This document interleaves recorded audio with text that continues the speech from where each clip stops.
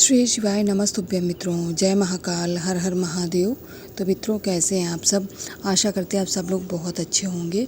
मित्रों, हम सबको पता है कि आज है 8 जून और आज है रवि प्रदोष का बहुत ही प्यारा सा दिन। आज के दिन प्रदोष काल में यानी रात्रि के समय में हम दीपक के नीचे चावल प्रदोष का दीपक जलाएंगे, जिसके हमारी जो मनोकामनाएं, हमारी इच्छाएं हैं बहुत जल्दी पूर्ण हो जाएंगी और हमारे घर के जो भी सुख शांति है, जिस पे काली नज़र लग गई है, लोगों ने टोने टोट के करा दिए हैं, उन्हें भी हम लोग हटाएंगे। तो मेरे साथ वीडियो में लास्ट तक बने रहिएगा और जानेंगे तीनों उपायों के।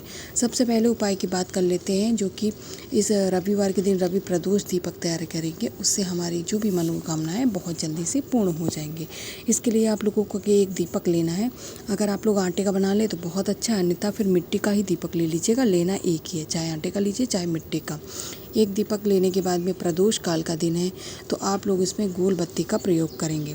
बत्ती लगाने के बाद में इसे प्रज्वलित करने के लिए हम सभी को घी की आवश्यकता पड़ेगी। तेल और सरसों के तेल, जो सरसों का तेल और तिल का तेल होता है, उससे मत प्रज्वलित करिएगा, ठीक है।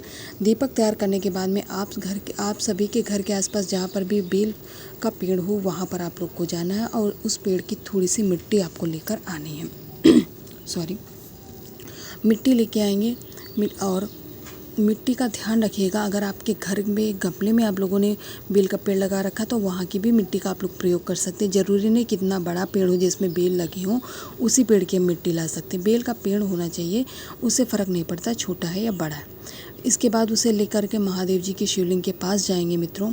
उनके शिवलिंग के थोड़ा सा बगल में आपको उस मिट्टी का आसन लगा देना है। पहले मिट्टी का आसन लगाएंगे।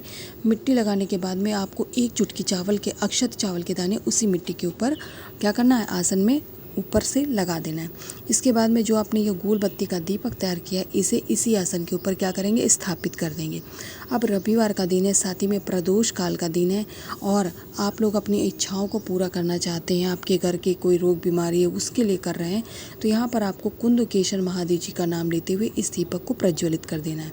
जब दीपक जलने लगेगा, आप यहीं पर बैठ जाइएगा हाथ जोड़ करके और महादेव जी से अपने जो भी इच्छा है आपकी, हमें नहीं पता कौन सी इच्छा, आप अपनी इच्छा को महादेव जी के सामने प्रकट करेंगे और उनसे कहेंगे, उसे पूर्ण करने के लिए निवेदन करेंगे।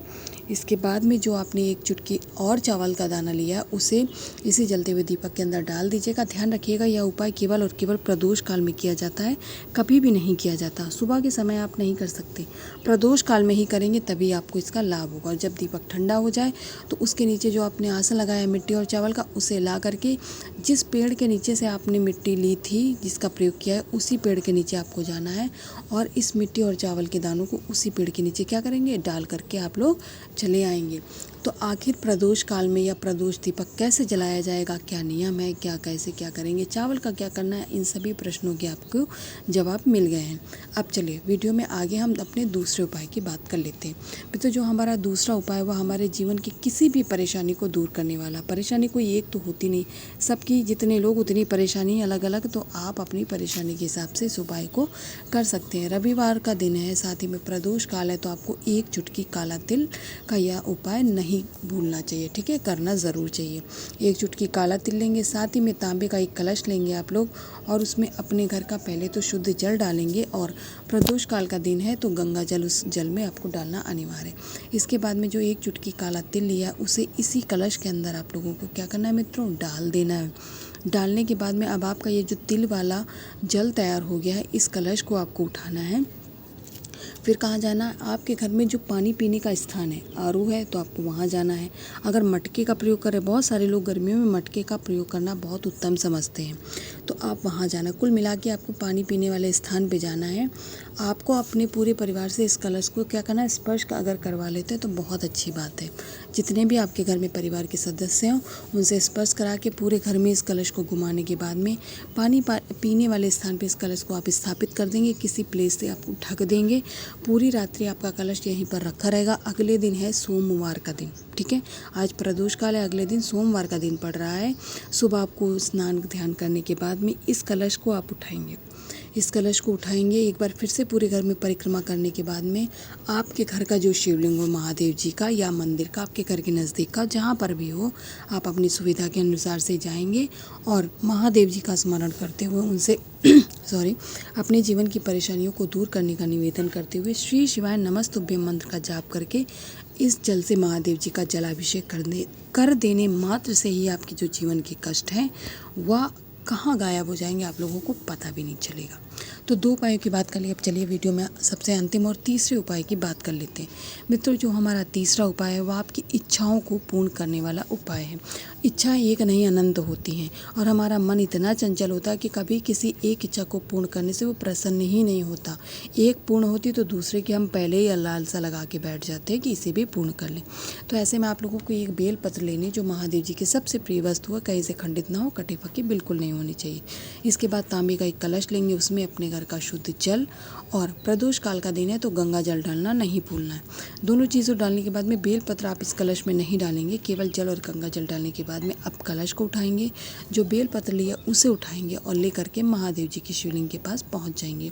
आप सबको पता है कि महादेव जी की सबसे प्रिय पुत्री कौन है? माता अशोक सुंदरी। और आपको अपनी इच्छा को पूर्ण कराना है, यानी महादेव जी से कराना है, तो उनकी पुत्री का ही हमें क्या करना है? अनुनय विनय करना, उन्हीं का पूजन इत्यादि करना है। तो माता का अशोक सुंदरी के स्थान पर उस बेलपत्र को समर्पित करके जो कलश में आपने जल और गंगा जल लिया है उसे 5 बार थोड़ा थोड़ा करके, और ध्यान रखिएगा कलश का जल समाप्त नहीं होना चाहिए, 5 बार माता अशोक सुंदरी का स्मरण करके जल को चढ़ाएंगे। इसके बाद में उसी कलश में बचे हुए जल को महादेव जी के शिवलिंग पे श्री शिवाय नमस्तुभ्यम मंत्र का जाप करते हुए 5 बार आपको महादेव जी का भी जलाभिषेक करना है। मेरी बात समझ गए मित्रों? पहले माता अशोक सुंदरी को आप जल समर्पित करेंगे 5 बार, फिर उसी कलश का जल महादेव जी का जलाभिषेक करेंगे, श्री शिवाय नमस्तुभ्यम मंत्र का जाप करते हो और 5 बार ही जल चढ़ाने मात्र से मित्रों आपकी इच्छा बहुत जल्दी पूर्ण हो जाएगी। महादेव जी अपनी आशीर्वाद देंगे और आपकी मनोकामनाएं पूर्ण हो जाएंगी। तो यहाँ पर मित्रों प्रदोष काल में करने वाले 3 उपायों को मैंने अपनी तरफ से समझाने का पूरा प्रयास किया और मैं आशा करती हूँ आप लोग समझ गए होंगे। प्रदोष काल में इन उपायों को ज़रूर करें, आपकी इच्छाएं पूर्ण होंगी। श्री शिवाय नमस्तुभ्यम।